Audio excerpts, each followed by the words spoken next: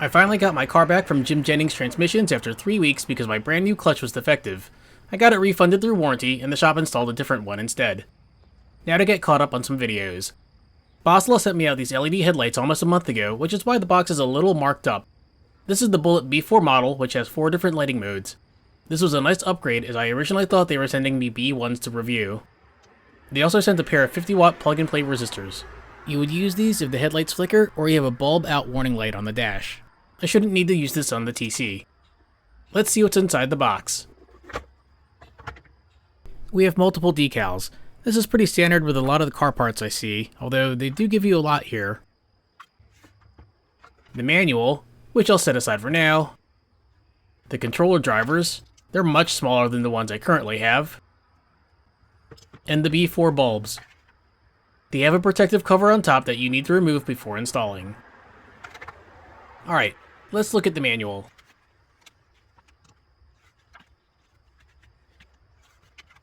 We have general installation steps here that should apply to various bulb types. H7, 9004, and 9007 bulb specific info. Detailed instructions. These appear to be well written, so you shouldn't have any problems with installing them. Info about using a decoder. They supplied me with a resistor one, but they also offer a capacitor version.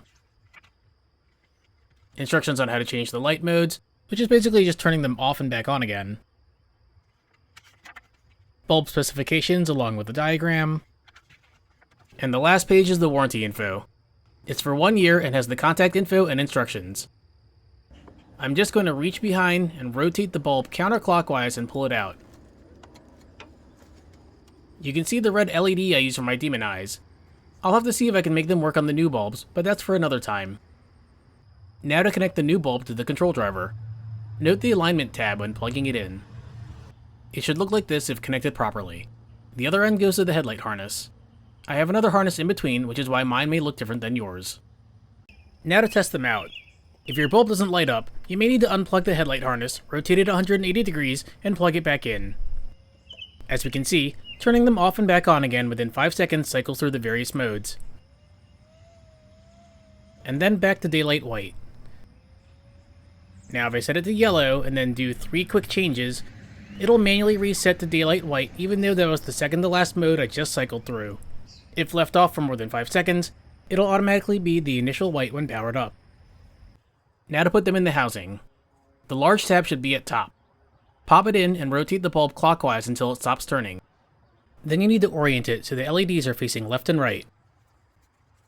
To allow this, the locking ring has a range that it can rotate before it stops. Just rotate the bulb counterclockwise until properly indexed. Do not rotate it too far or it may fall out. Note the orientation of the logo and the wire. I zip tied the controller driver here. A quick test shows that it's pretty secure. That looks good. Now for the other side. The washer fluid filler neck is going to be in the way, so I'm going to remove it. Start by pressing in the middle of this clip and then take it out. Let's remove this.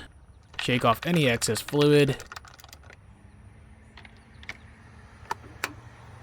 And then reach down and pop off the filler neck. Now I have enough room to reach behind and install the new headlight the same way as the driver's side. The control driver is nice and secure. Now to reinstall the filler neck. You may need to grab it a little lower to push it on. Now to rotate the top and bottom halves of the neck until everything lines up and sits straight. Also, make sure all the wires are in front of the neck. Then I'll open the top so I have a little more room to install the clip. Make sure the center is popped up like this. Now push the middle part flush with the top of the clip. Reinstall the dipstick. And now to wait until it gets dark. I've already checked and confirmed I don't need to re-aim my headlights, so I shouldn't be blinding oncoming traffic. This is actually my favorite mode together with my fog lights. I honestly don't know when I'll need flashing headlights, but it's there if I need it. The illumination appears the same as my SNGLs.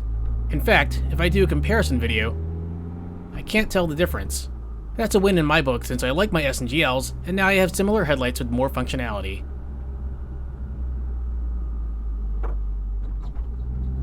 Now let's see how the other modes look. This is a little brighter and perfect for rainy weather. Yellow will be good in heavy fog conditions, and of course, extra emergency flashers. Overall, I'm extremely happy with the new headlights. They light up the road as well as my old S&GLs, with the option to change the lighting mode to suit my needs. Now I just need to figure out if I can get my demon eyes to work with these. Thank you Boslla for sending these out to me to test and review. I'll put a link to the Bullet B4s in the video description below. If anything happens with these in the future, I'll do an updated video, so if you haven't hit subscribe to my channel yet, please do so now, and as always, thank you for watching.